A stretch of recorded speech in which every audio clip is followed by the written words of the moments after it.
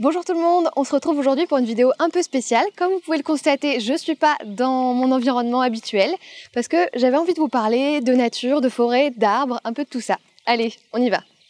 Pour ceux qui ne me connaissent pas, je m'appelle Rita Lenoir et je suis kinésithérapeute, professeure de yoga et actuellement doctorante en sciences humaines et sociales.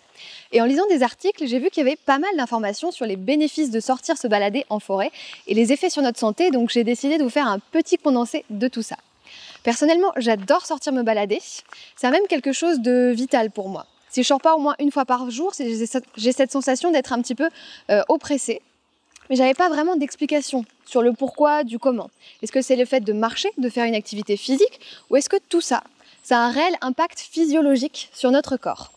En tant que kinésithérapeute, je suis capable de dire que oui, marcher, faire de l'activité physique, ça nous fait du bien parce qu'on sécrète des hormones, ça entretient notre système musculaire, cardio-respiratoire et tout ça. Mais par contre, l'effet de l'environnement, ça fait que très peu de temps que je m'y suis intéressée.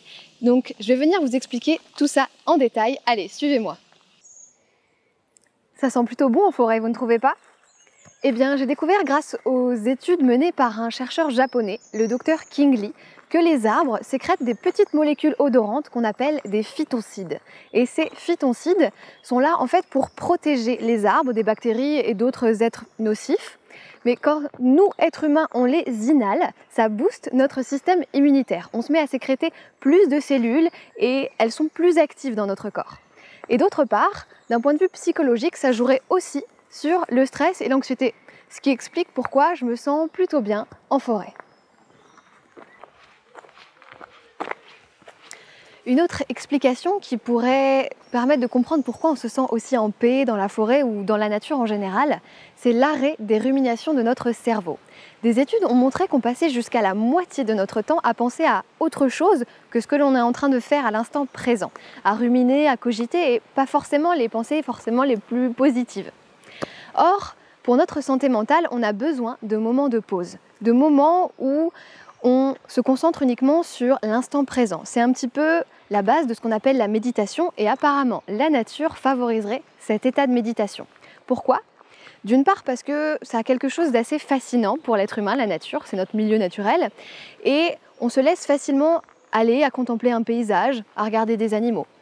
D'autre part, des études ont montré que les couleurs vertes et bleues sembleraient attirer tout particulièrement l'attention de notre cerveau et donc diminueraient assez naturellement ces ruminations du mental. Alors, regardez le ciel, la mer, les arbres, la forêt, les champs, ce serait bon pour notre mental. Et aussi, n'oublions pas qu'à la base, nous sommes des animaux et que cette nature, c'est notre habitat, c'est notre source de subsistance et qu'elle pourvoit du coup à tous nos besoins vitaux. Et notamment, elle nous aide à entretenir notre microbiote. Le microbiote, c'est une multitude de bactéries avec lesquelles on cohabite tous les jours. On en trouve sur notre peau, dans nos intestins par exemple.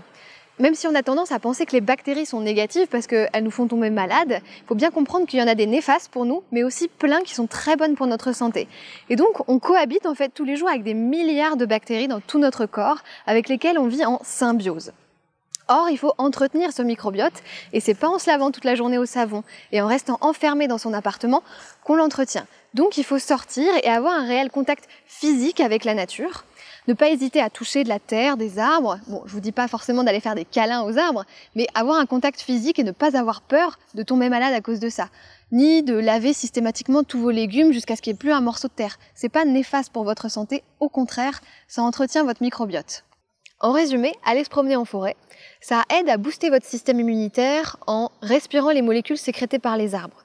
Ça vous offre un moment de méditation et donc de bien-être pour votre santé mentale et ça entretient votre microbiote, cette multitude de bactéries avec laquelle vous cohabitez et qui vous aide à être en bonne santé. Donc j'espère que vous aurez appris pas mal de choses dans cette vidéo et que vous avez aimé. N'hésitez pas à liker, commenter, partager et à vous abonner si ce n'est pas déjà fait. Je vous dis à très bientôt dans de nouvelles vidéos et d'ici là, prenez soin de vous.